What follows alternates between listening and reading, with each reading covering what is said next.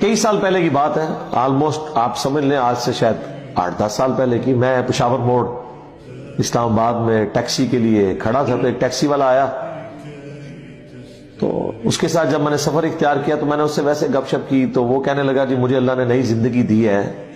میں کھڑا تھا، پیچھے سے وہ بڑا ڈیمپر آ کے چڑھ گیا.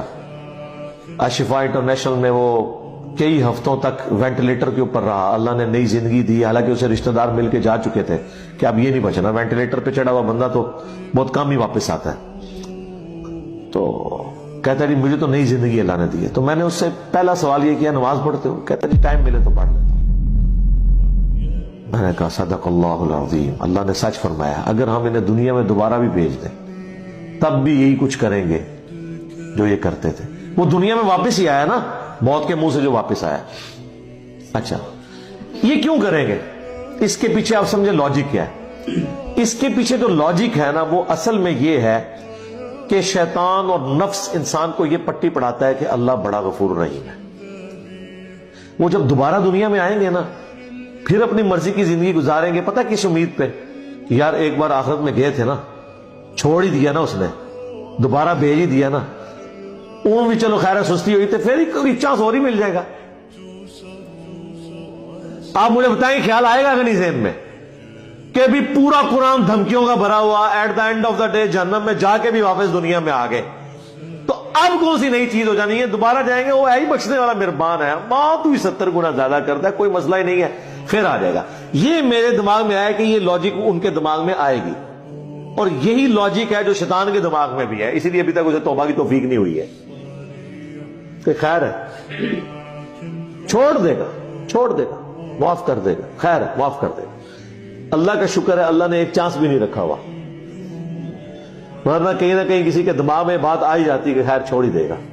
اور دیکھیں اس کا احسان ہے کہ اس نے آپ کو مرنے سے پہلے جو سلیبس دیا ہے اس میں بتا بھی دیا ہے اور یہ بھی کہہ دیا ہے کہ جی یہ اس طرح کی تمنا کریں گے، ہم انہیں دنیا میں واپس بھی نہیں بھیجیں گے، اگر بھیجیں گے پھر بھی یہ اعمال کریں گے.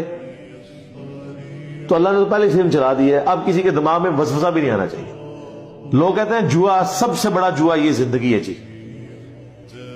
پتہ نہیں کس وقت ختم ہو جائے، اور دوسرا چانس بھی کوئی نہیں. کوئی شخص یہ بھی نہیں کہہ سکتا جی سر میری 35 سال میں ڈیتھ ہوئی ہے، میں نے 38ویں سال میں ہے، میں نے پلان کیا تھا کہ میں نے 40 سال کی عمر میں جا کے نا اللہ کے راستے میں آنا، یا اللہ 5 سال ہی رہ گئے سر منو دے دینا. وہ ہمیں لگ رہا ہوتا ہے. دیکھ لیں جن کا جنت کا راستہ ہے وہ نظر آ رہا ہوتا ہے جنت کے راستے پہ، اور جو جہنم کے راستے پہ چلنے والے ہوتے ہیں نا وہ نظر آ رہا ہوتا ہے جہنم کے راستے کی طرف ہی جا رہے ہیں. ان کو آپ جو کچھ بتائیں وہ مانتے نہیں ہیں، اور جو خوف خدا رکھنے والے ہیں وہ ہر بات کو سیریس لینا شروع کر دیتے ہیں. وَقَالُوا إِنْ هِيَ إِلَّا حَيَاتُنَا الدُّنْيَا، اور یہ کہتے ہیں کہ یہ تو نہیں مگر دنیا کی زندگی، وَمَا نَحْنُ بِمَبْعُوثِينَ، اور ہمیں کوئی مر کے دوبارہ زندہ نہیں کیا جائے گا. یہ آخری درجہ ہے ویسے جان چھڑانے کا کہ انسان کبوتر کی طرح آنکھیں بند کر لے، کوئی بلی نہیں ہے. تو اس طرح کرنے سے اگر بلی غائب ہوتی تو مسئلے حل ہوتے.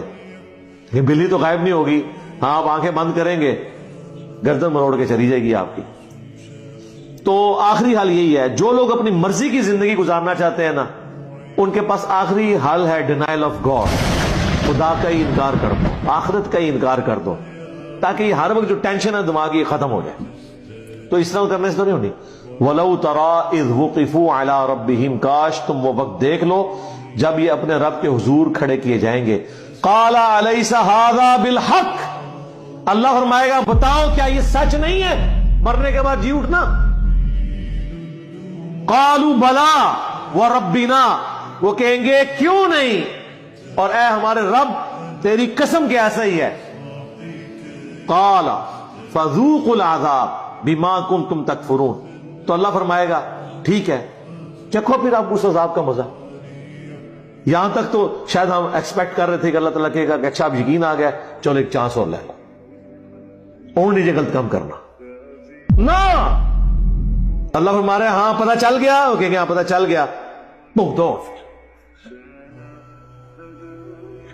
اس رب کے بارے میں لوگ کہتے ہیں جی وہ جی 70 ماؤں سے زیادہ پیار کرنے والا ہے. جی ماں تو یہ کچھ نہیں کرتی اولاد کے ساتھ،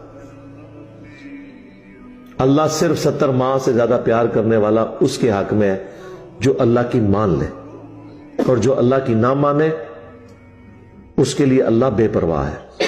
بھائی ماں اس لیے پسیجتی ہے کہ ماں اپنے نفس سے مغلوب ہے، اپنے احساسات سے مغلوب ہے.